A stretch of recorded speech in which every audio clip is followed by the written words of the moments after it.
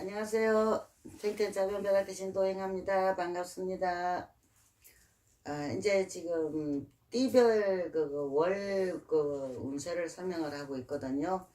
예, 3, 4월에 운세를 설명해가지고 많은 사람이 이렇게 도움이 됐나 뭐 어쨌나는 모르겠는데 이게 좀 또 좀 조금이라도 또 도움이 되고자 해서 이것을 올리는 거니까 좀 참고로 하셔가지고 도움이 됐으면 합니다.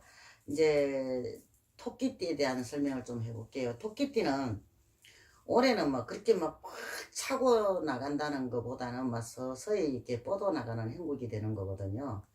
서서히 뻗어나가면서 내가 그래도 가다 보면은 우리가 목적을 달성할 수 있는 그런 운세도 들어있다는 이야기가 되는 거거든요. 그런데 이게 뭐라 그래야 되나, 이게 좀 무엇인 일이든 간에 중간에 이게 흐름이 좀 끊기는 수가 있을 거예요. 5월달 6월달에는 누구하고 부딪혀 가지고 내가 이게 쉽게 말하면은 뭐 좀 흐름이 끊기는 수도 생길 수가 있거든요. 그러니까 그것을 좀 참고로 하셔가지고 좀 조심하시면 좋겠어요. 그리고 우리가 이게 좀 이렇게 나한테 가하는 행동이 도움이 절대 되지 않습니다. 좀 이게 나를 갖다가 조금은 낮춰서 내가 서서히 갖다가 걸어서 내가 단계를 밟아서 가신다 그러면 아마 좋은 일이 생길 수도 있을 거예요. 근데 나를 갖다가 너무 과시한다거나 나를 너무 나타내려고 자꾸 이렇게 하시다 보면은 아마 이게 5월달이나 6월달쯤에는 이게 뭐라 그러나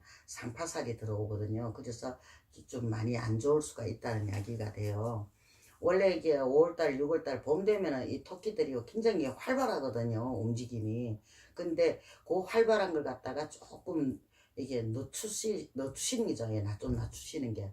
이 길을 좀 이래 낮춰가지고 내가 좀 천천히 서서히 이렇게 좀 가시고 자신을 조금 낮춰서 가시는 게 이게 훨씬 본인들한테 도움이 되고 더 좋은 일이 있을 수가 있다는 이야기가 되는 거죠. 그러니까 좀 이게 5월달이나 6월달 같은 경우에는 좀 되도록이면은 내가 너무 나를 나타내려고도 하지 마시고 좀 이렇게 겸손 있죠, 겸손. 좀 겸손을 좀 이렇게 하면서 상대에 대한 배려를 이렇게 좀 하면서 천천히 가시면은 아마 좋은 일들이 생기지 않을까 싶습니다. 그러니까 올해 이게 토끼띠 5월달, 6월달만큼은 좀 이래 좀 서서히 가시는 것을 갖다가 딱 그걸 머릿속에 생각을 해 두시고 좀 이래 서서히 갔으시면 좋겠습니다. 이 흐름이 끊기면은 이게 낭패를 볼 수가 있는 거거든요. 근데 그게 흐름이 끊기지 않게 앞으로 나아갈 수 있게 본인을 그게 조금만 낮추시면은 아마 흐름이 끊기지 않고